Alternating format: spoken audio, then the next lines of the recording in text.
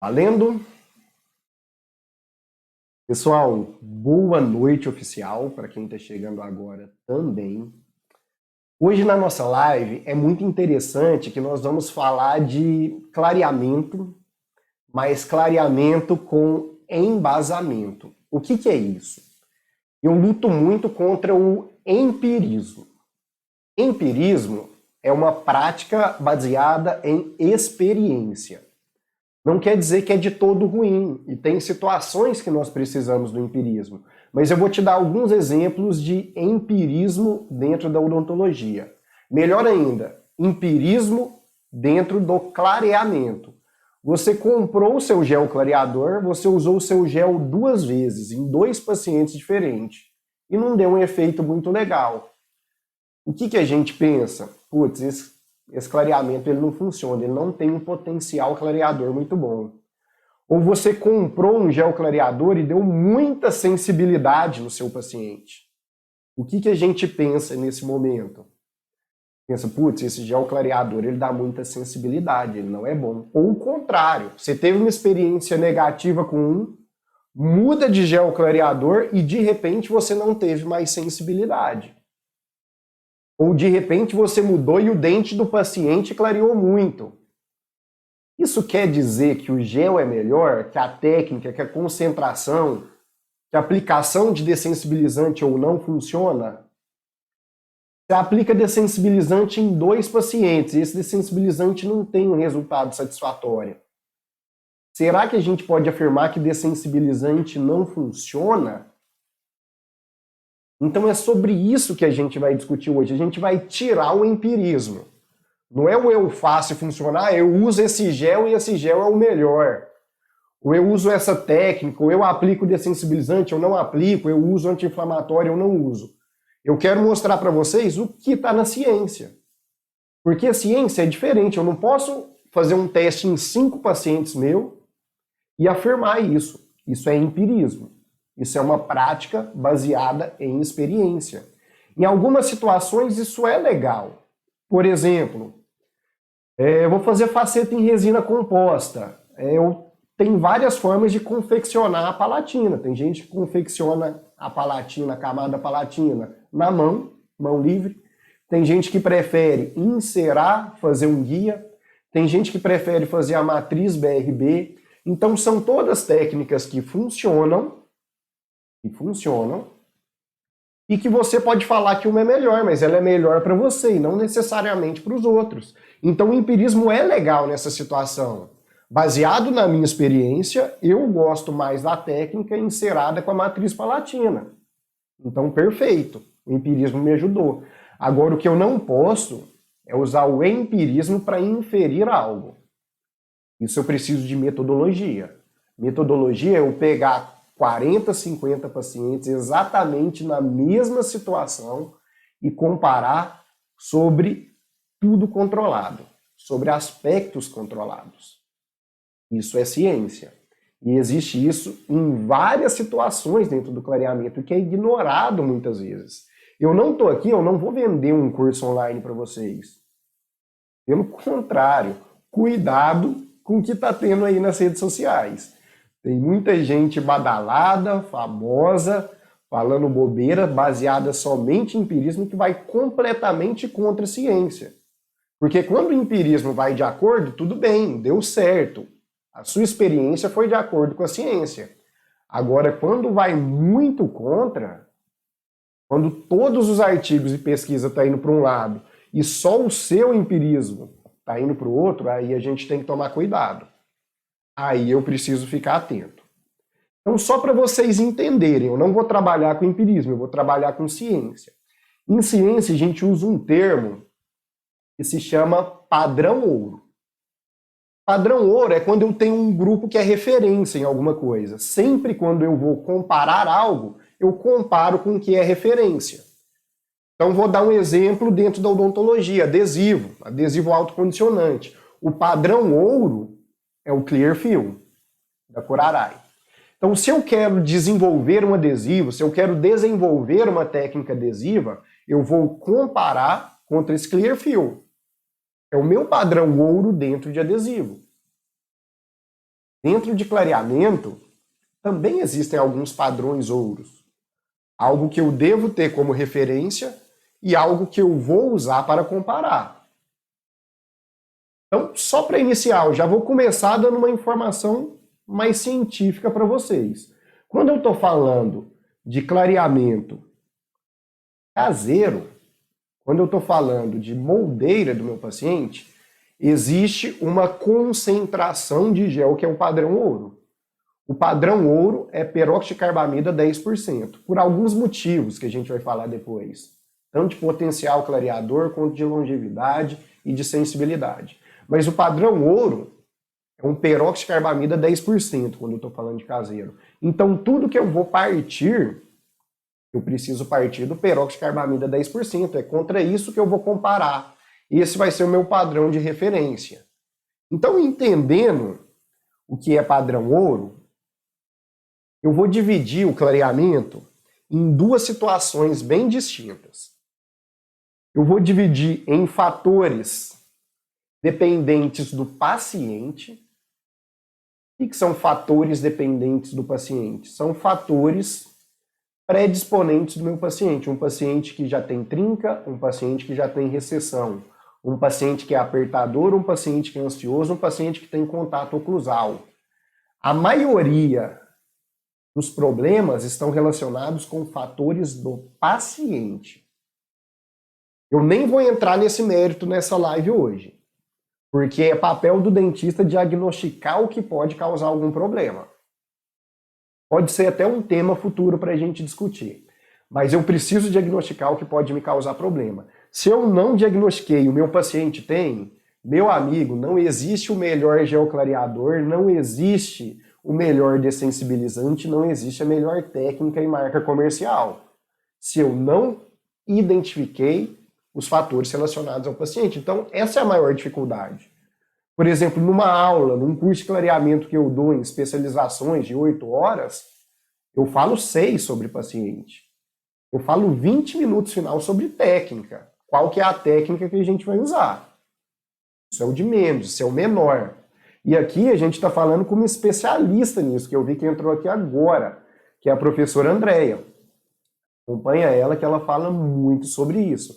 Então eu vou deixar um pouco de lado os fatores relacionados a paciente, porque a gente tem que identificar, e eu vou falar fatores relacionados a material e técnica. Fatores relacionados a material e técnica. Como assim, fatores relacionados a material e técnica? Eu tenho, por exemplo, o tipo de gel, se é hidrogênio, se é carbamida, a concentração, eu tenho o pH desse gel, quanto tempo eu vou usar, e tudo isso é personalizado para o meu paciente. Esquece o que está na bula. Ah, esse gel você vai usar 4 a 8 horas. Esquece. Vamos identificar o nosso paciente e ver os riscos dele.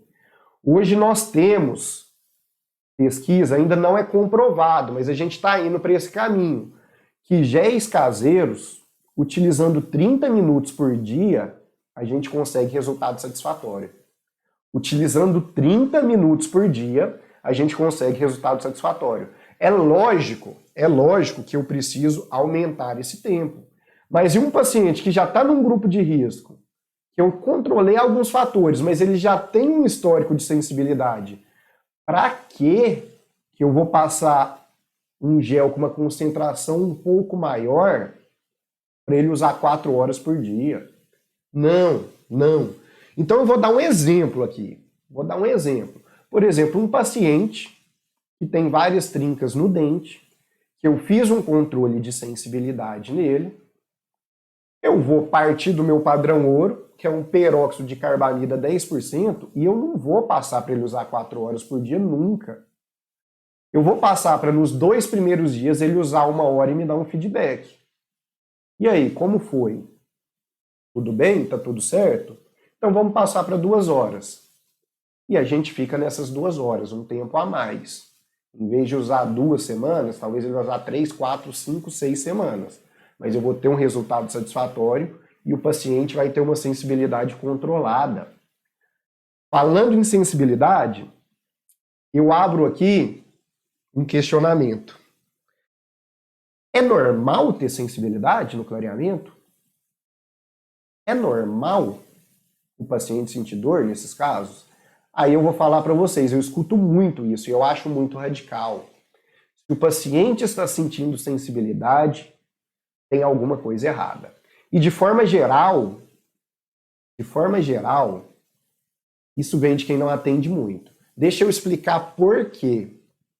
Porque tem algumas pesquisas epidemiológicas de clareamento que me fala pegando pessoas aleatórias. Ele não está selecionando se o meu paciente ele tem algum fator ou não, pegando pessoas aleatórias.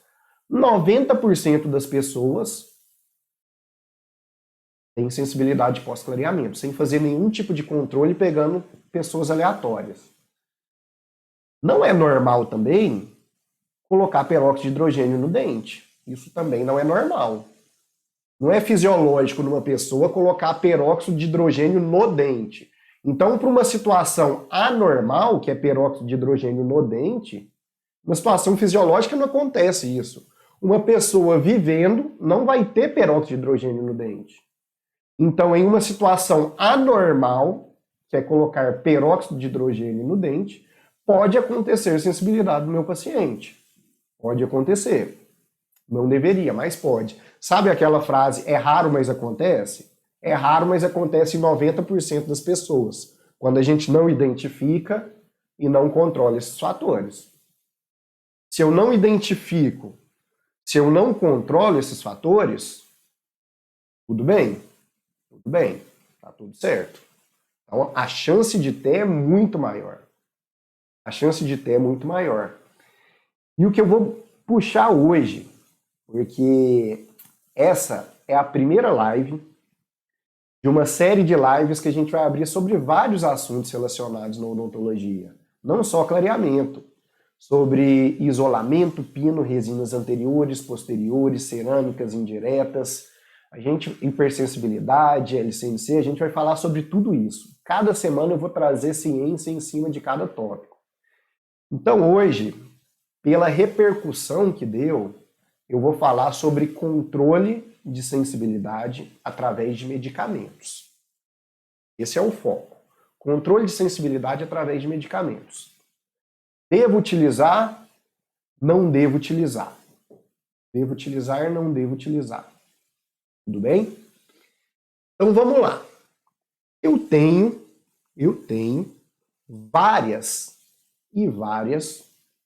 referências que pesquisaram isso. Por outro lado, eu tenho vários medicamentos que controlam dor. Eu tenho uma infinidade de analgésicos e anti-inflamatórios disponíveis. Então, se eu pegar uma pesquisa e falar assim, anti-inflamatório não ajuda na sensibilidade pós-clareamento, essa é a conclusão da minha pesquisa. Mas eu preciso saber qual anti-inflamatório foi utilizado. Eu não posso pesquisar um ibuprofeno e falar que todos os anti-inflamatórios que existem no mundo funcionam desse jeito. Esse é o primeiro ponto. Mas eu também não posso utilizar um que não foi pesquisado, que eu não estou resguardado. Então, esse foi o grande ponto de discussão nessa semana. Então, o mecanismo de dor no dente, principalmente da polpa dental, ele funciona alguns aspectos diferentes. Ele tem alguns mediadores inflamatórios específicos, vamos dizer assim, de uma forma mais simples. Existem alguns mediadores que não são atingidos por alguns anti-inflamatórios. Então, essa é uma teoria para explicar alguns anti-inflamatórios que não funcionam. E tem alguns anti-inflamatórios que já estão estabelecidos que não funcionam. E eu vou te falar qual? O mais utilizado de todos, ibuprofeno. Ibuprofeno não funciona para sensibilidade pós-clareamento. Existem duas grandes teorias em cima disso. Primeiro, porque atinge inibidores diferentes. Segundo, porque a ação localizada dele na polpa é muito fraca. Ele tem uma boa ação sistêmica, mas localizada na polpa ela é muito fraca. Então essa é a explicação para o ibuprofeno não funcionar, tá bom? Então olha só, vou dar uma dica para vocês. Essa semana a gente está fazendo isso aqui no Instagram. A partir da próxima semana vai ser no YouTube. E todos os artigos, eu vou fazer uma coletânea dos artigos que eu estou citando. Porque aqui eu não vou ficar abrindo o artigo e mostrando um por um, mas você tem que seguir, você tem que acompanhar. Então, na semana que vem, na live, eu vou botar um QR Code só para quem estiver online para conseguir baixar todos os artigos e acompanhar. E a partir da semana que vem vai ser tudo no YouTube. Eles não liberaram hoje, porque o nosso canal é recente. Então, tem o link do nosso canal no meu Insta e no Insta do Instapub. Tá o link lá embaixo na bio. Então, depois você clica lá e já se inscreve no canal. Foi aberto antes de ontem. Então, todas as lives vão acontecer por lá. Hoje, excepcionalmente, para convidar todo mundo e para levar todo mundo, a gente está fazendo por aqui. Por lá a gente consegue ter mais qualidade, eu consigo projetar para vocês os artigos, telas, casos clínicos e várias anotações, que pelo Instagram não é tão interessante. Esse é o grande objetivo de levar para lá, somente para melhorar a qualidade da transmissão. Não vai ter nada cobrado, nada vai ser cobrado, vai ser tudo gratuito, sempre uma informação interessante, e até por isso que as nossas lives vão ser curtas, para ser direto ao ponto. Vão ser lives de 30, 40 minutos, para trazer 3, 4 informações principais, e essas informações todas sempre embasadas. Tá? Então, se você tem dúvidas sobre o assunto, se você quer algum ponto muito específico, manda aqui, que a gente vai depois ler tudo o que foi falado e a gente consegue trazer isso para vocês em uma live futura. Mesmo que não seja diretamente sobre clareamento. Alguma dúvida que você quer uma resposta científica sobre algo dentro da odontologia. Se tiver, a gente consegue buscar e a gente consegue trazer para vocês. Então, voltando. Medicação e clareamento. Segundo ponto. Anti-inflamatório, a maioria deles já foi testado e realmente não tem eficácia. Então, eu, interpretando esses artigos, eu recomendo não utilizar anti-inflamatórios não esteroidais. Agora, existe um analgésico que foi publicado recente também, no ano passado, e que tem trazido resultados promissores. E é um analgésico muito utilizado dentro da odontologia, que é o PACO. Paracetamol, 500 mg, mais codeína, 30 mg. O PACO, ele tem demonstrado efeitos muito bons, sendo ingerido 1 hora antes do procedimento clareador. Ele tem reduzido uma dor, o paciente relata como 7, um paciente de grupo de risco, para uma dor número 3, uma dor número 2, uma dor totalmente suportável, um incômodo totalmente suportável. Mas o que eu quero trazer para vocês? Isso não é usual e que isso não seja protocolo. Até porque a codeína a longo prazo, utilizada a longo prazo, ela pode trazer alguns prejuízos. Codeína usada a longo prazo pode trazer alguns prejuízos psicológicos, principalmente para paciente que toma tarja preta, para paciente ansioso, paciente depressivo. Então, que isso não seja um protocolo seu. Antes de clareamento, eu vou passar um PACO para o meu paciente. Mas é um artifício que pode ser utilizado para casos excepcionais. Excepcionais como? Quando eu já identifiquei as causas de sensibilidade pós-clareamento do meu paciente. Ou seja, o fator paciente está identificado e controlado. Então eu preciso identificar o fator paciente. Identifiquei, controlei, sei das causas da dor do meu paciente, estou controlando isso. A partir do momento que eu estou controlando isso, eu consigo utilizar. Paracetamol 500 mg mais 30 mg de codeína. Existem genéricos também, mas a marca comercial mais famosa se chama PACO. PACO. Informação relevante. Legal. Tudo bem. Que isso não seja rotina. Mas sabe o que tem que ser rotina? Dessensibilizante. E não é só o dessensibilizante que vem com alguns géis clareadores, que é o nitrato de potássio. O nitrato de potássio ele tem que ser utilizado. Nitrato de potássio de 2 a 5%. Usar de 5 a 10 minutos antes. O nitrato de potássio ele tem ação neural. O que quer dizer uma ação neural? Ele vai aumentar o limiar de dor do meu paciente. Se ele precisava de um pequeno estímulo para sentir dor, agora ele precisa de um estímulo muito forte para sentir a mesma dor.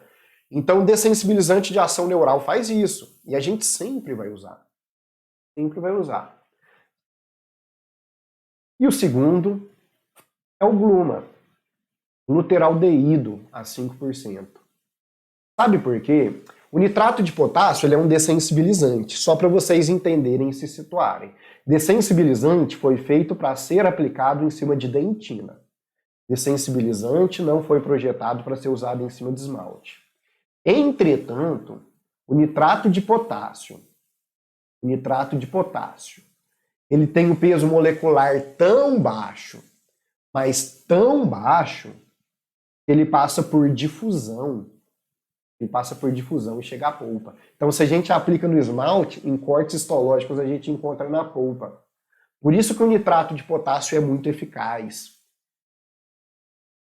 Eu já vi aí, será que ele não atrapalha na ação do gel? Zero, nada, não atrapalha. Está mais do que provado.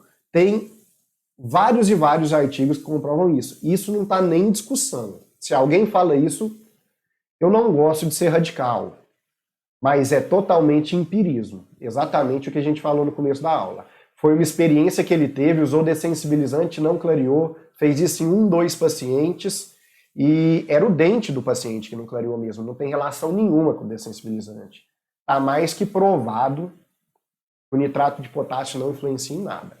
Então o nitrato de potássio a gente vai usar. A gente vai usar. Sempre. Sempre. Beleza. Entretanto, existe um outro dessensibilizante num post que eu fiz recente. É o gluma. Ele é um dessensibilizante obliterador. Ele foi feito para obliterar túbulos dentinários. E o peso molecular dele é maior. Ele não passa por difusão. Entretanto, sabe o que ele faz? Ele veda trinca e microtrinca. Sabe onde o gel passa que vai causar sensibilidade? Ali o obliterador entra. E deixa eu falar para vocês, a grande maioria das trincas a gente não enxerga. São microtrincas. Para eu não falar todos, que eu não gosto de ser radical, quase todos os dentes da boca de quase todas as pessoas têm trinca. Porque se eu estou em contato, se eu estou ocluindo de forma fisiológica, o esmalte ele é uma estrutura friável. Ele é uma estrutura que lasca muito fácil, que cria microtrincas muito fácil. Então é normal, é fisiológico eu ter microtrincas no meu dente. Entretanto, nessas microtrincas, o gel passa muito mais rápido. E é aí que causa sensibilidade. É aí que eu vou ter problema. Então, por isso que eu falo para aplicar o gluma. Não eu, né? A ciência. Porque realmente o gluma ele não passa pelo esmalte, ele não vai chegar na polpa. Ele é um obliterador. Entretanto, ele vai para trinca e microtrinca. Por isso que a gente utiliza o gluma. Faz sentido? Faz muito sentido isso. Faz muito sentido. Ah, tá, mas no meu paciente eu não identifiquei nenhum fator de risco. Eu devo aplicar dessensibilizantes? Sim ou não? Você que sabe. Eu vou falar o que eu faço. Agora é empirismo. Para mim, o melhor marketing de clareamento é o meu paciente que está num barzinho com vários amigos, que saiu e de repente um amigo dele reclama que está com sensibilidade. Putz, fiz um clareamento que eu estou com uma sensibilidade muito forte. E aí o meu paciente ele vai falar, porque eu deixo ele consciente que eu apliquei dessensibilizante. Eu falo, ó, a gente vai aplicar um dessensibilizante para controlar. E aí ele vai falar, sério? O meu dentista, ele aplica um dessensibilizante que eu não senti nada. Ou senti quase nada de sensibilidade. Então eu aplico em todos. O que 10 minutos a mais vai mudar no meu protocolo? Só vai me deixar mais seguro. Pode ser sim que tenha uma situação que eu estou sobreaplicando um dessensibilizante. Talvez o paciente não sentiria. O que corresponde a 10% dos pacientes, segundo o estudo epidemiológico que eu falei para vocês. Mas de cada 10 pacientes, para um não ter, eu prefiro arriscar. Eu prefiro aplicar em todos e gastar 10 minutos a mais. Entenderam? Faz sentido? Faz muito sentido. Faz muito sentido isso daí. Galera, presta atenção. Eu sei que é um conteúdo muito denso, muito extenso. Tem vários assuntos dentro do clareamento que eu quero discutir com vocês. E que eu quero falar sobre tudo. Entretanto, a proposta dessas lives é acontecer toda terça-feira, 7h30, e serem lives curtas de 30 a 40 minutos. Curtas de 30 a 40 minutos. Então, por isso, por hoje, foi rápido. A gente vai encerrar. A partir da semana que vem, vai ser no YouTube. Acompanha por lá. Acompanha no YouTube, que lá vai ter mais qualidade, lá eu vou projetar mais, lá eu vou trazer mais casos para vocês e a gente consegue discutir melhor. Manda a sua dúvida, pode mandar a sua dúvida, compartilha. Olha só, a ideia é não salvar as lives, viu? É sempre dar prioridade para quem está aqui, para quem está acompanhando. Até porque é tudo muito polêmico, é tudo muito controverso, é muita informação e quem está aqui vai ser privilegiado, tá bom? Não é, eu vi uma pergunta aí se eu posso associar, não é se eu posso associar, eu devo associar nitrato de potássio e gluma. Eu devo associar nitrato de potássio e gluma. Beleza? Essa é a recomendação. Beijo para vocês. E nos vemos semana que vem, no mesmo horário, no link do YouTube. Tá bom? Valeu demais. Semana que vem eu vou passar um QR Code só para quem estiver online com todos os artigos citados. Beleza? Beijo para vocês e nos vemos na semana que vem. Se inscrevam no canal. Que vai ser por lá. Tá bom? Tá na bio o link. Valeu, valeu.